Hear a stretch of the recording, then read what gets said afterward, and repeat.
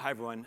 Well, thank you for the introduction, John. So you guys know that I work for Movable Ink. I'm Director of Product Marketing, but I also work on a product called DaVinci. I assume most people are familiar with Movable Ink. Is anyone in the audience familiar with DaVinci itself? Okay, a few hands. All right. Well, I'm not going to talk about Movable Ink or DaVinci today. Instead, I'm going to talk about navigating the technology Martech landscape, okay? And we're at an age where we've moved from systems of awareness that go back to direct mail and radio to systems of autonomy where we are right now, largely driven by AI and machine learning. But it's tough out there for marketers. I'm a marketer. I speak to marketers. I've been around AI and machine learning for a decade or longer in the personalization engine and CDP world.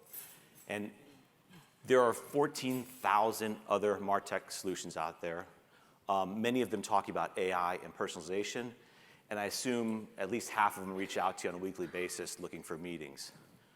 And we hear from brands about things like this. We're concerned about Gen AI. We think our tools already solve specific problems. We don't have the budget, or we don't have the priority straight to do this right now. So common challenges and questions that come up from everybody we talk to. But did you know that there are actually two different approaches to personalization? And I think if you're going to pay attention to any slide today in my short presentation, I'll get 10 minutes, this would be the slide to pay attention to. The first approach is what we refer to as reactive personalization. And this is responding to some explicit or implicit intent or signal from a customer. And the second approach is maybe more new to people. It's proactive personalization. This should all make sense to you when you hear it. But this is, I'm a marketer, and I have something to say to my customers. And a very simple example about reactive personalization is somebody entering your website, looking through your website, carting a product, and then leaving. And so response to them is to send them a cart abandonment email. For proactive personalization, the example would be, hey, I have all these messages I need to send, and how do I know which one to send them to, which person? Do I even send the message to that person? So it's a little different problem, and they have very different characteristics when you look and start to unpack them. When you think about reactive personalization, it primarily applies to web journeys triggers. It's focused on a specific customer action. Its target is one person at a time. Its goal is specific. I want to drive a conversion event, a download, a next best action, maybe a meeting request, and it has a fixed endpoint. Once someone has something that leaves the cart, you don't send them 50 emails or an email 6 months from now. Give them a couple times and it's done. Where you think about proactive personalization, it largely applies to batch communications, where you're beginning with a brand's creative messages. You're actually personalizing for millions of people all at once, depending on your email size.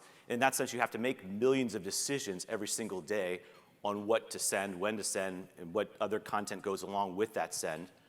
You actually have multiple objectives and strategies. Obviously, the goal is conversions, but it may be clicks for another company. But you could also think about it like, I don't want to send an email to this person because I've already blown up. They're not responding to things. So let's slow down the cadence. Or perhaps we want to go down a road of deeper engagement. Someone expressed interest, let's go do some product discovery. Or try something entirely new because this person hasn't responded in 3 months. So it has different objectives within that.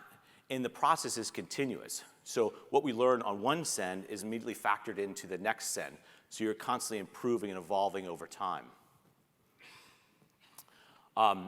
I think about reactive personalization. Again, I came from a personalization engine company and a CDP. That's my background. And I know there's some slight variations to this, but this is largely how I look at it. And if you're building a reactive personalization, it generally kind of follows somewhat of a flow like this, where let's say I want to target people that are likely to purchase a dress or within dress category.